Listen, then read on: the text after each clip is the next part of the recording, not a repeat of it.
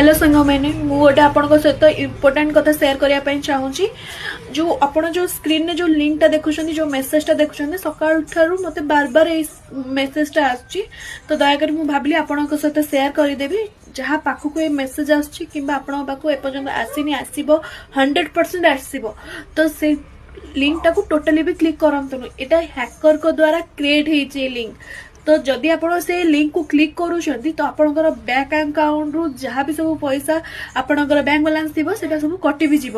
तो दयाकोरी से क्लिक करंतुनी से लिंक को अवॉइड करंतु जहाँ मोबाइल को आसुची कि कौ सोर्स रु भी आपको लिंक आसुची ना तो टोटाली भी क्रिएट करंतुनी कारण हैकर एबे जो भाया लिंक बाहर कर ना तो से अनुसार आपणकर पैसा बैंक अकाउंट रे जहाँ भी सब पैसा थी ना तो जीरो हो